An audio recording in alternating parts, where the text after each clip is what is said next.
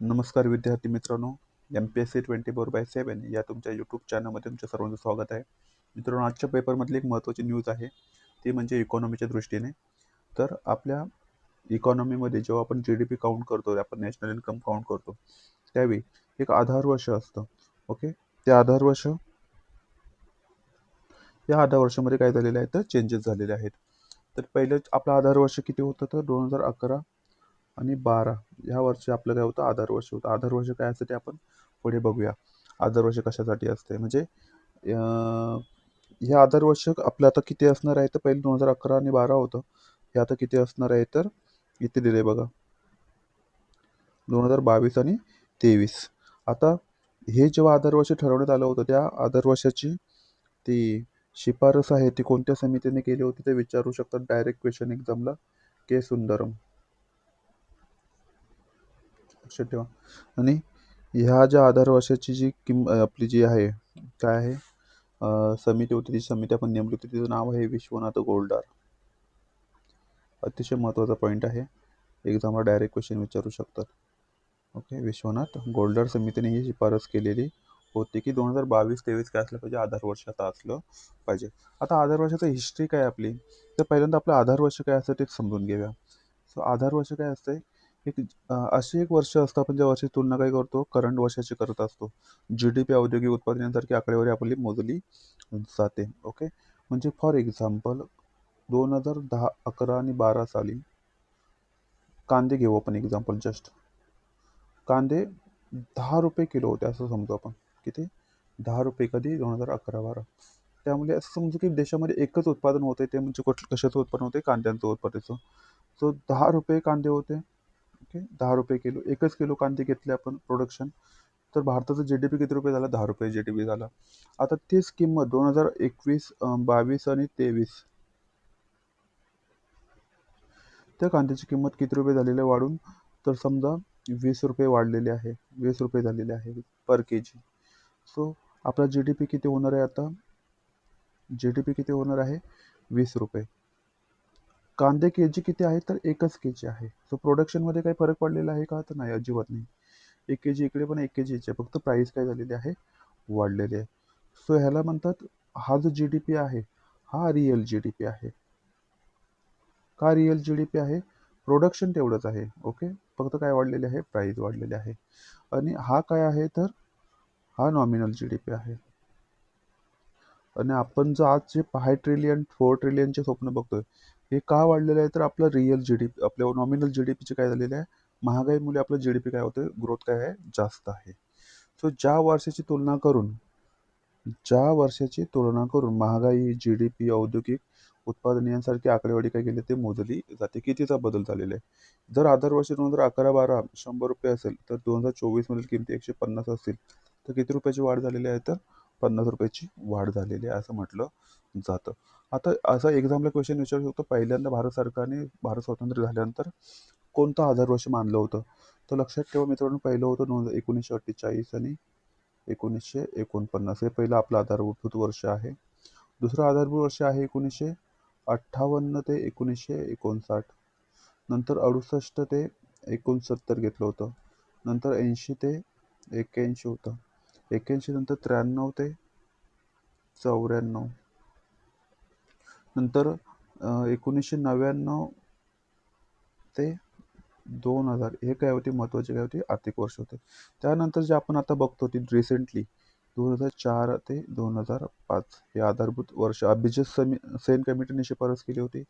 लगेच 2011 आणि 12ला एक आधारभूत वर्ष बनवते. खूप आता 2025 पर्यंत आपण यूज करत होतो. त्याची जी शिफारस केली होती ती के सुंदरम कमिटीने केली होती. आणि आता जे आहे 2022 आणि 23 लक्षात ठेवा, एक्झामला क्वेश्चन विचारू शकतात. ओके, हे कोणत्या समितीने शिफारस केली ते विश्वनाथ गोल्डार समितीने काय केली शिफारस केलेली आहे. तो आधारभूत वर्ष समजलं असेल. आधारभूत वर्ष कशासाठी वापरलं जातं तर 2000 बेस इयरला त्या वस्तूची किंमत किती होती आणि त्यावेळी रिअल GDP किती होता अशा वस्तू, आणि त्यांची करंट इयरला काय झालेलं आहे व्हॅल्यू किती रुपयाने वाढले. तर महागाई काउंट करण्यासाठी आपल्याकडे आपल्या आधारभूतचा काय केला तो वर्षाचा वापर केला जातो. आपल्याकडे मेथड्स ऑफ कॅल्क्युलेटिंग GDP आहेत, तर कोणकोणते मेथड आहेत, प्रोडक्शन मेथड आहेत. ओके, नंतर एक्सपेंडिचर मेथड आणि इन्कम मेथड आहे. इन्कम मेथडमध्ये काय केलं तर 4 गोष्टींचं काय केलं होतं, म्हणतो ना आपल्या प्लस केले जातात. एक वेजेस नंतर इंटरेस्ट नंतर प्रॉफिट जो एंटरप्रेनरला भेटतो आणि रेंट आणि एक मिक्स इन्कम, या 5 जणांची बेरीज करून काय केली जाते, आपल्याकडे इन्कम मेथडने काय केलं जातं, नॅशनल इन्कम म्हणलं. तो नॅशनल इन्कम याचा उपयोग आपल्या भारतामध्ये केला जात नाही. भारतामध्ये कोणत्या पद्धतीचा वापर केला जातो इथं, एक्सपेंडिचर मेथड. तर किती कन्झम्पशन होतं आहे, कंझ्युमर स्पेंडिंग किती आहे, बिझनेस इन्व्हेस्टमेंट किती होते, गव्हर्नमेंट स्पेंडिंग किती आहे आणि एक्सपोर्ट आणि मायनस इम्पोर्ट या सर्वांची बेरीज म्हणजेच काय आपल्याकडे एक्सपेंडिचर मेथड भारत सध्या काय करतं, यूज करते. याची सुद्धा यूज भारत करत नाही आहे. याची काय ग्रॉस व्हॅल्यू ॲडेड म्हणजे किती रुपयाची तुम्ही काय केली व्हॅल्यू ॲड केलेली, त्या व्हॅल्यू ॲडची बेरीज म्हणजेच काय आहे तर प्रोडक्शन मेथड. सो सध्या भारतात कोणती विचारली तर एक्सपेंडिचर मेथड काय भारतामध्ये लागू आहे. आधारभूत वर्ष समजलं असेल, जस्ट फॉर एक्झाम्पल म्हणून आपण घेऊया. समजा आधारभूत वर्ष 2011-12 आहे आपलं, होतं आपलं. तांदळाची किंमत 20 रुपये पर के जी होती, त्या इंडेक्स 100. आता 2024 तेच किंमत किती किती झाली, 30 के जी झालेली आहे. सो 30 डिवाइड बाय 20 इंटू 100 150 म्हणजे 50% काय झालेली आहे, वाढ झालेली आहे. लक्षात ठेवा, तांदळामध्ये किती पर्सेंटनी वाढ झालेली आहे, 50% काय झालेली आहे वाढ. या आधारभूतची तुलना पण करू शकतो.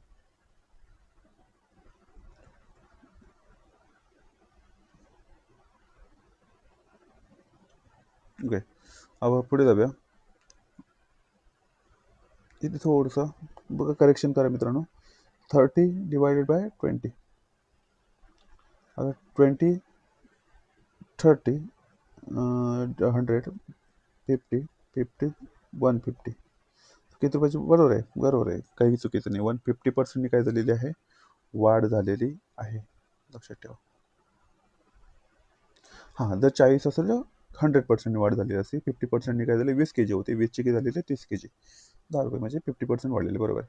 कोणकोणते निर्देशांकांसाठी याचा वापर केला जातो, तर जी डी पीसाठी केला जातो, gross domestic product. Gross domestic product काय असते, तर एखाद्या देशाने त्याच्या सीमेअंतर्गत ओके एका आर्थिक वर्षामध्ये केलेल्या अंतिम वस्तू आणि सेवांची एकूण किंमत म्हणजे काय, जी डी पी होय. 3 गोष्टी लक्षात ठेवा. एक लँड बाउंड्री महत्त्वाची आहे आणि एक आर्थिक वर्ष महत्त्वाचं आहे आणि अंतिम वस्तू, कोणत्या वस्तू, अंतिम वस्तू ह्याची यांची बेरीज, यांची म्हणतो ना बेरीज म्हणजेच काय, तर जी डी पी होय. कंझ्युमर प्राईस इंडेक्स म्हणजे रिटेल लेवलला वस्तूंची किंमती किती वाढलेल्या आहेत हे काउंट करण्यासाठी कशाचा उपयोग केला जातो, तर कंझ्युमर प्राईस इंडेक्सचा केलं होतं. ह्या कशासाठी ठरवलं जातो, महागाईचा दर. याच्यामध्ये गुड्स अँड सर्व्हिस या दोघांचाही काय होतो अभ्यास केला जातो आणि होलसेल प्राईस इंडेक्समध्ये फक्त गुड्सचा काय केला जातो, गुड्सचा अभ्यास केला जातो. लक्षात ठेवा. याच्यामध्ये मॅन्युफॅक्चरिंग गुडला जास्त भेटायचे आहे, याच्यामध्ये फूड्स अँड ब्रेवरेजला काय जास्त भेटायचे. एक्झाम्पल क्वेश्चन हमखास विचारतील सीपीआयवर. IIP म्हणजे काय, इंडेक्स ऑफ इंडस्ट्रियल प्रोडक्ट. या सध्या सर्वांचे आधार वर्ष काय झालेले आहे, जुने झालेले आहे, म्हणून सध्या नवीनची काय गरज आहे आणि ते नवीन आपण किती निवडलेले आहे, 2022 आणि 2023. पुढे जाऊया. बदल का गरजेचा असतो, तर लोकांचे खर्चाचे पॅटर्न काय झालेले बदलले. तेव्हा बघा 2011-12 जे आपण बेसिक आता ठेवलं होतं, त्यावेळी मोबाईलचा एवढा वापर नव्हता. आता हमखास सर्वांकडे काय आहे, अँड्रॉइड मोबाईल आलेला आहे. सो खर्च वाढलेला आहे. प्रत्येक गोष्टीच्या म्हणतात डिजिटल सेवा आलेल्या आहेत, रिचार्ज वाढलेले आहेत, स्टार्टअप्समध्ये खर्च होतं, ई कॉमर्समध्ये खर्च वाढलेले आहेत. काही जुन्या वस्तू काय झाल्या आहेत, अप्रासंगिक झालेल्या आहेत. ओके, म्हणजे एक्सटिंग झालेल्या आहेत. नवीन वस्तू सेवाचे काय झाले आहे, तर महत्त्व वाढलेलं आहे. म्हणजे सेवा सेक्टर काय झालेलं आहे, सर्व्हिस सेक्टर काय झालेलं आहे, इन्क्रीज झाले. तेव्हा नंतर 2011-12 काय होतं, तर ॲग्रिकल्चर सेक्टर थोडंसं काय होतं, पुढे होतं, पण ते कमी होत होत काय झालेलं आहे, सध्या सर्व्हिस सेक्टर काय झालेलं आहे, जास्त जी डी पी ग्रोथ करणार काय आहे, एक म्हणतो ना हा हिस्सा आहे कुठल्या सर्व्हिस सेक्टरचा. त्यामुळे जी जुने आकडेवारी वापरल्यावर आपल्याला योग्य ते काय भेटत नाही, वास्तव चित्र दाखवत नाही आहे. त्यामुळे आपल्याला बदलावं लागतं. सो नवीन आधारवर्ष कोणते असू शकते, हे तर सध्या तर आपल्याकडे काय आहे, विश्वनाथ गोल्डर समितीने काय केले 2022 ते 23 असण्याची शक्यता आहे आणि हेच आहे. ओके, ते इम्प्लिमेंट होईल फेब्रुवारी महिन्यापासून. ओके, आताच नुकतीच मीटिंग झालेली आहे, त्यामुळे ही न्यूज होती. G D P, consumer price index आणि IMP यांची पुनर्रचना नियोजन केली जाईल. कोण कोण काम करतं याच्यावर, ते हे आकडे पब्लिश करण्याचं काम कोण करतं, NSO. आता NSO काय आहे, CSO प्लस NSSO यांचं कॉम्बिनेशन, यांचं कंबाईन करून आपण काय बनवलं, मार्च 2020 काय बनवलं आपण, NSO बनवलं. सांख्यिकी मोस्पी कमिटी आहे, मग ही मिनिस्ट्री आहे याच्या अंडर. यांच्या अंडर हे एनएसओ काम करत असतं.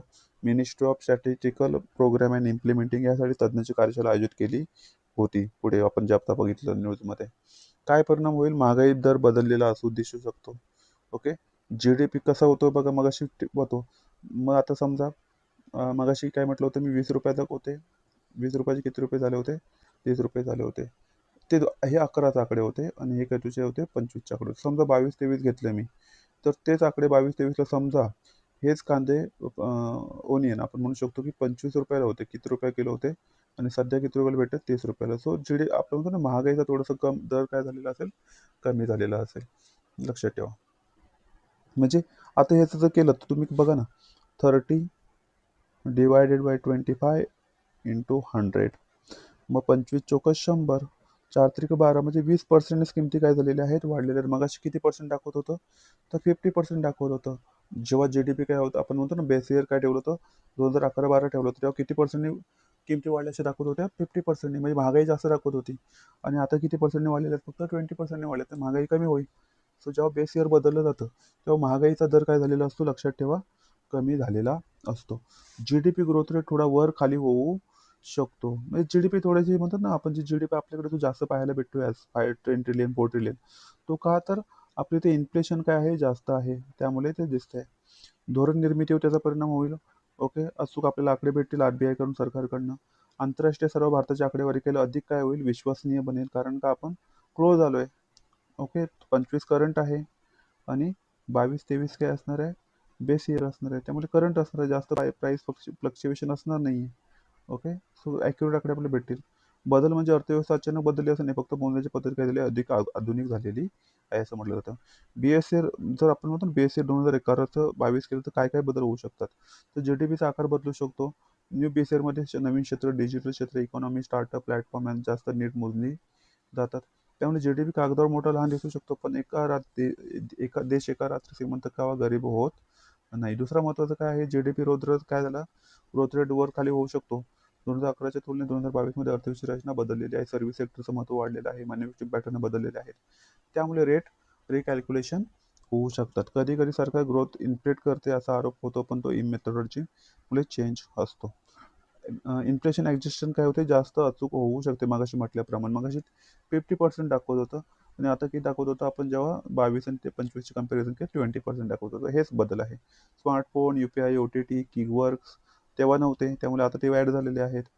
2022 मध्ये बेस इयर घेतल्यावर रिअल GDP जास्त रिअलिस्टिक होईल. महागाई वजा केली जाईल, लक्षात ठेवा.